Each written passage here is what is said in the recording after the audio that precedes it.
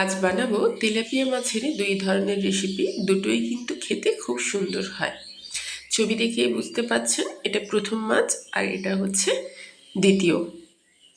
এই দ্বিতীয় একটু আলাদা রকম খেতে, কিন্তু দুটোই খেতে ভালো। তার জন্য আমি প্রথমে মাছ দুটোকে ভিনিগার, লেবু আর নুন দিয়ে ধুয়ে মেখে কিছুক্ষণ রেখেছিলাম, আবারও ধুয়েছি। এরপর একটা মশলা তৈরি করেছি, তাতে দিয়েছি নুন, দই, গোলমরিচ, তন্দুরি মশলা, চাট মশলা, গোলমরিচ, মেথি পাতা, লেবু, আদা, রসুন, পেঁয়াজ, লঙ্কা, শুকনো লঙ্কার একটা বাটা, সর্ষের তেল, কাশ্মীরি লঙ্কার গুঁড়ো, জিরের গুঁড়ো, হলুদের গুঁড়ো। এবার এটাকে খুব ভালো করে মেখে নিলাম। ওই মাছটার গায়ে আমি কয়েকটা জায়গায় কেটে নিয়েছি।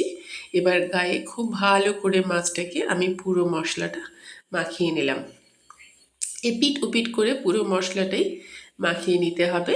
আমি যেহেতু দুটো মাছ প্রস্তুত করব, তাই একই প্রসেসে আমি আরও একটা মাছকেও এখানে মাখিয়ে নেব। দেখতেই পাচ্ছেন দুটো মাছই আমার মাখানো হয়ে গেছে।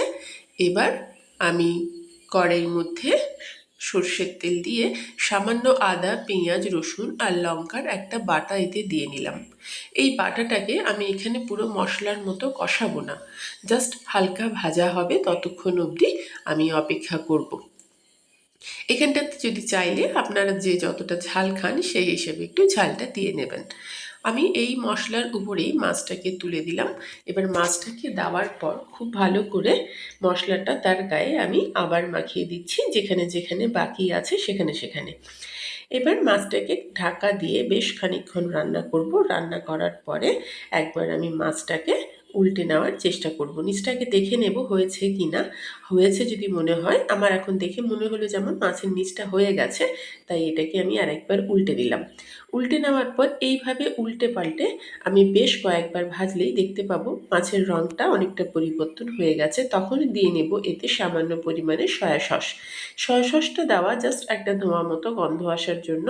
সয়া সসটা দিয়ে ভাজা হয়ে গেছে, রঙটা দেখে কি অপূর্ব লাগছে। এবার দিয়ে নিলাম অল্প চিনি, গোলমরিচ আর লেবুর রস আর চাট মশলা। দেওয়ার পরে আমি আবার মাছটাকে কিন্তু এপিট ওপিট করে উল্টে খানিকক্ষণ ভেজে নেব। তার আগে দিয়ে নিলাম একটু ঘি। মাছটা দেখেই বোঝা যাচ্ছে রঙটা যেমন হয়েছে, রান্নাটা পুরো রেডি হয়ে গেছে। আর কিছু না, শুধু এটাকে সার্ভ করলেই হবে। আমি এই মাছটাকে সাজিয়ে নেব শসা, পেঁয়াজ, লেবু আর লঙ্কা দিয়ে। মাছটা দেখতে ভালো হয়েছে, তাই না? এবার যেটা করব সেটা হচ্ছে, আমার মেয়ে বলল, মা মাছটাকে তুমি দাও, আমি একটু উপর থেকে লেবু দিয়ে নিই খাওয়ার আগে।